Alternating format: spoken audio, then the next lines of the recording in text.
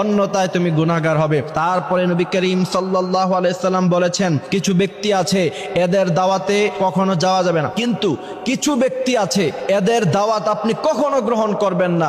মনে রাখবেন, কিছু কিছু সময় নিজের ব্যক্তিত্ব ধরে রাখা আপনার জন্য অত্যন্ত গুরুত্ব, এবং আপনি যদি মান সম্মান নিয়ে সমাজে বাঁচতে চান, যদি আপনি চান যে আপনার একটা সম্মান থাকুক সমাজের মধ্যে, তাহলে অনেক সময় নিজের ব্যক্তিত্ব ধরে রাখতে হয়। এই প্রথম নাম্বার হচ্ছে যারা খাবার খাওয়ার পরে খোঁটা দেয়। কিছু মানুষ আছে দেখবেন, দাওয়াত দেওয়ার সময় অনেক অনুনয় বিনয় করে আপনাকে দাওয়াত দিবে, তারপরে যখন আপনি তার ঘরে খাবার খাবেন অথবা তার দাওয়াতে অংশগ্রহণ করবেন, পরবর্তীতে আপনাকে খোঁটা দিবে। কিছু বন্ধু বান্ধব এমন আছে, খাবারের সময় খাওয়ায় কিন্তু পরবর্তীতে অনেক খোঁটা দেয়, যা আমি তো তোর আজীবন খাওয়াই আসছি। এই সমস্ত যারা খোঁটা দেয়, নবী করিম সাল্লাল্লাহু আলাইহি সাল্লাম সবচাইতে বেশি তাদেরকে অপছন্দ করেছেন। সুতরাং খাবার খাওয়ানোর পরে খোঁটা যারা দেয়, তাদের দাওয়াতে কখনো অংশগ্রহণ করবেন না। এরা যদি